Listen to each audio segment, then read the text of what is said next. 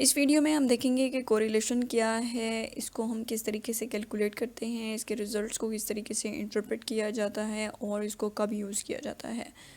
तो कोरिलेशन जो है ये बेसिकली हम दो क्वांटिटेटिव वेरिएबल्स जो हैं उनके दरमियान रिलेशनशिप को फाइंड आउट करने के लिए यूज़ करते हैं कि उनके दरमियान क्या कोई रिलेशनशिप एग्जिस्ट करता है, एक वेरिएबल के इंक्रीज़ होने से या डिक्रीज़ होने से दूसरे वेरिएबल पे कोई इफ़ेक्ट होता है या नहीं होता, अगर होता है तो किस हद तक होता है।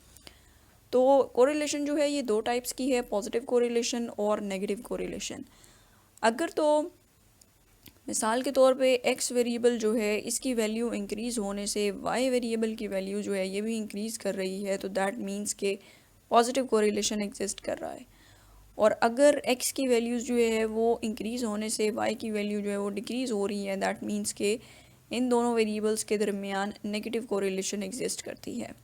तो इसको हम अगर ग्राफ की फॉर्म में देखें तो ए पे जो पॉजिटिव कोरिलेशन को रिप्रेजेंट कर रहा है ग्राफ, आप देख सकते हैं कि जो डॉट्स हैं वो एक लाइन की फॉर्म में जो है वो मौजूद हैं और उनकी डायरेक्शन जो है वो अपवर्ड है। ठीक है, that means positive correlation x की वैल्यू इंक्रीज़ होने के साथ साथ वाई की वैल्यू भी इंक्रीज़ हो रही है। नेगेटिव कोरिलेशन में क्या होगा कि डॉट्स जो हैं उनकी डायरेक्शन जो है वो डाउनवर्ड होगी और इट मीन्स कि एक्स की वैल्यू अगर इंक्रीज़ कर रही है तो वाई की वैल्यू जो है वो डिक्रीज़ कर रही है। ठीक है, और अगर कोई भी कोरिलेशन एग्जिस्ट नहीं करती तो हम जो है वो एक वेरिएबल की वैल्यूज़ जो हैं, फॉर एग्जांपल एक्स की वैल्यूज़ वो वाई वेरिएबल की वैल्यूज़ की बेस पे प्रिडिक्ट नहीं कर सकते। तो हमारे पास जो ग्राफिकल रिप्रेजेंटेशन आएगी वो सी और डी इन दोनों की फॉर्म में होगी। कोरिलेशन कोफिशिएंट जो है इसको हम आर से रिप्रेजेंट करते हैं और इसको हम यूज़ करते हैं जो दो क्वांटिटेटिव वेरिएबल्स हैं उनके दरमियान जो है वो रिलेशनशिप को क्वांटिफाई करने के लिए कि किस हद तक जो है वो एक दूसरे को इन्फ्लुएंस कर रहे हैं या नहीं कर रहे। ठीक है, तो ये इसकी कोई यूनिट नहीं होती और इसकी वैल्यूज़ जो हैं ये -1 से +1 तक जो है के दरमियान में होती हैं। ठीक है, और अगर जो है अब स्कैटर प्लॉट ग्राफ जो है इसके ऊपर जो सारे पॉइंट्स हैं, सारे डॉट्स हैं, ये एक लाइन की फॉर्म में हो और इनकी डायरेक्शन जो है ये अपवर्ड हो, तो it means that a positive correlation exist और इसकी वैल्यू हमारे पास आ जाएगी r इज़ इक्वल टू +1। ठीक है, मींस बहुत ज़्यादा हाईएस्ट कोरिलेशन है और हाईएस्ट वैल्यू जो है वो आ गई हमारे पास, दैट इज़ +1। और अगर जो है पॉइंट्स दे फॉल डाउनवर्ड, उनकी डाउनवर्ड डायरेक्शन है, इट मींस कि हमारे पास जो कोरिलेशन कोफिशिएंट है उसकी वैल्यू -1 आई है। अब अगर आपने Pearson's correlation coefficient that is r इसको मैनुअली कैलकुलेट करना है तो उसको किस तरीके से करेंगे, ये डिफरेंट फार्मूलाज हैं जो कि यूज़ किए जाते हैं। सबसे पहले आपने जो वेरिएबल आपका x है उसका सम ऑफ स्क्वायर्स फाइंड आउट करना है इस फार्मूला को यूज़ करके। फिर सम ऑफ स्क्वायर कैलकुलेट करना है वेरिएबल y के लिए। ठीक है, और फिर जो क्रॉस प्रोडक्ट है x और y का उसका सम कैलकुलेट करना है और फिर इन तीनों के रिजल्ट्स को यूज़ करके आपने जो है वो कोरिलेशन कोफिशिएंट r उसकी वैल्यू जो है वो कैलकुलेट कर लेनी है।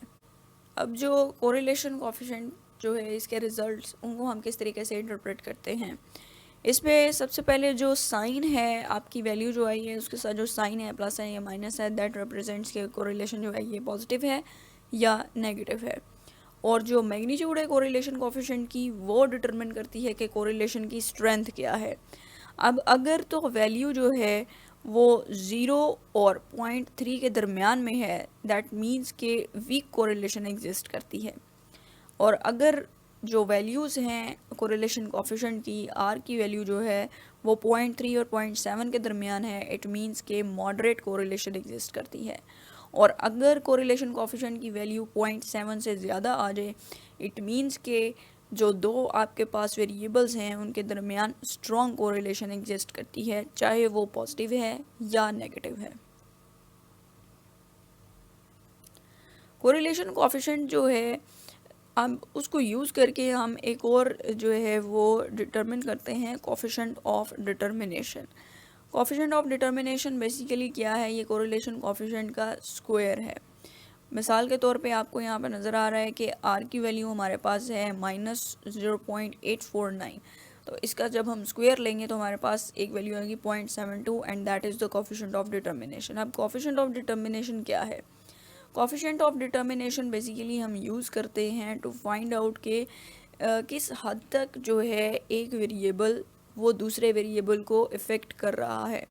अभी जो हमारे पास 0.72 वैल्यू आई है, it means that it suggest that 72% variability in helmet use is explained bye socio economic status.